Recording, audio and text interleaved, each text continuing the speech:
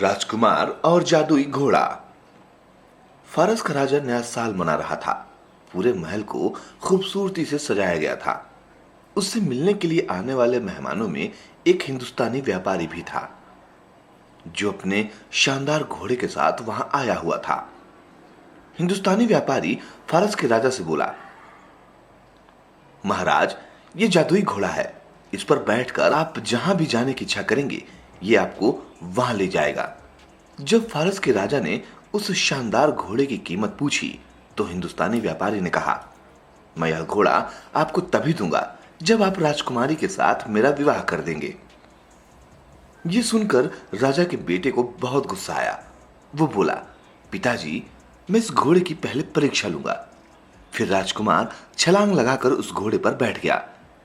इससे पहले कि वो घोड़े को वापस लाने का तरीका पूछता, घोड़ा उसे लेकर आकाश में उड़ चला।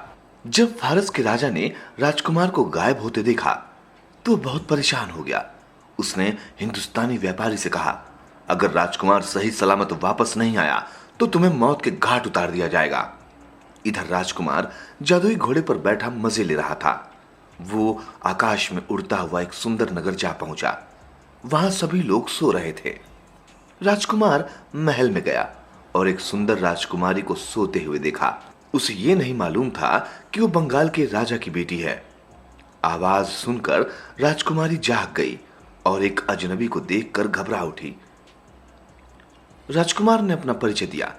राजकुमार को देखते ही राजकुमारी उससे प्रेम करने लगी। तब जब राजकुमार ने उसे अपने राज्य में चलने का निमंत्रण दिया, तो उसने स्वीकार कर लिया। राजकुमार ने राजकुमारी को अपने घोड़े पर बिठाया और अपने राज्य में जाने की इच्छा की। शीघ्र ही वे वापस उड़ चले और महल में पहुंच गए। राजकुमार ने राजकुमारी से द्वार पर रुकने के लिए कहा और स्वयं राजा को बताने के लिए चला गया। राजा अपने बेटे को देखकर बहुत खुश हुआ। उसने व्यापारी को रिहा कर दिया, लेकिन व्यापारी दुष्ट था। उसने राजकुमारी का अपहरण कर लिया। कश्मीर के सुल्तान ने हिंदुस्तानी व्यापारी को रास्ते में रोककर मार डाला और राजकुमारी को बचा लिया, परंतु वो स्वयं राजकुमारी से विवाह करना चाहता था। इसलिए उसने राजकुमारी को अपने प्रिय राजकुमार के पास नहीं जाने दिया। राजकुमारी बहुत रोई, गिड़गिड़ाई, परंतु कश्मीर के सुल्तान ने उसकी एक न सुनी। ऐसी स्थिति में राजकुमारी दुखी होकर बीमार पड़ गई। उसके इलाज के लिए डॉक्टर बुलाए गए।